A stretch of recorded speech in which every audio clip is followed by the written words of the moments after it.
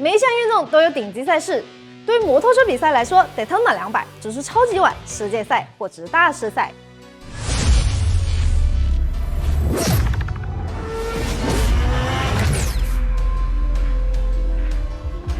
在我的赛车系列里面 ，Daytona 200是最特别的。那么是什么让它如此的特别？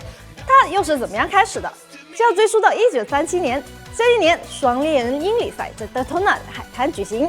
比尔·弗朗斯提出了一个想法，那就是通过连接德托纳海滩和附近的高速公路来修建一条赛车跑道。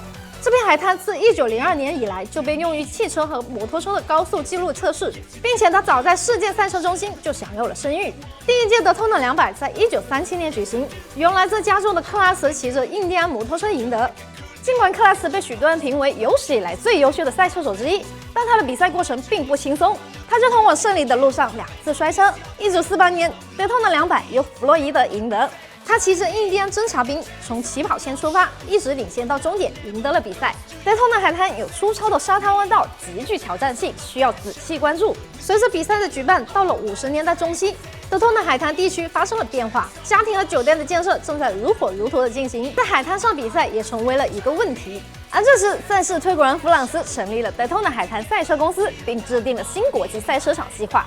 1961年，Daytona 200从海滩赛道转移到了新建成的 Daytona 国际赛车场。当时宣布比赛不会再回到旧的海滩赛道举行时，大家都说这场比赛没有灵魂了，它永远不会再是以前的样子了。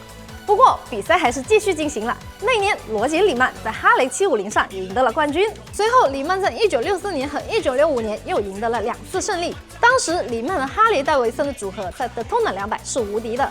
迪克曼在1970年和1971年赢得了2次 Daytona 200赛事。他的第一次胜利骑着本田750赢得，也是日本摩托车首次胜利。这是 Daytona 新时代的开始，日本人来了，并且将在接下来的10年里占据主导地位。1972年，杜哈梅尔赢得了冠军，他骑着的350cc 2冲程雅马哈是当时最小尺寸的发动机。随后，雅马哈车手将继续统治 Daytona， 并且创纪录的赢得了13次比赛。1973年，来自芬兰的沙林来到了这里，成为了首位赢得 Daytona 200赛事的欧洲车手。罗伯茨在1984年赢得了他的第3次胜利，成为了第4位取得这一成就的车手。1985年是 Daytona 变革的一年，这是第一次在200英里的赛事中使用超级摩托车。斯宾塞在速度周期间参加了3场比赛，并令人信服地为本田赢得了所有比赛。Daytona 200经历了战争、经济衰退的种种挑战，作为摩托车运动的盛世之一 ，Daytona 200始终保持着摩托车运动的顶级赛事地位。它不仅仅是一场赛车比赛，更是一种文化的体现。许多车迷来到了这里，不仅仅是为了观看比赛，更是为了享受比赛带来的独特氛围，包括温暖的阳光、沙滩、冰凉的啤酒以及机车狂野放肆的气氛。这种独特的赛车文化使得 Daytona 200成为集竞技、娱乐、文化为一体的综合性盛事，让人们在这里感受到赛车运动的无限魅力。希望在未来的日子里 ，Daytona 200能够继续传承其独特的赛车文化，为全球赛车爱好者带来更多精彩和感动。关注00，一键3连，驰骋赛场，见证荣耀时刻。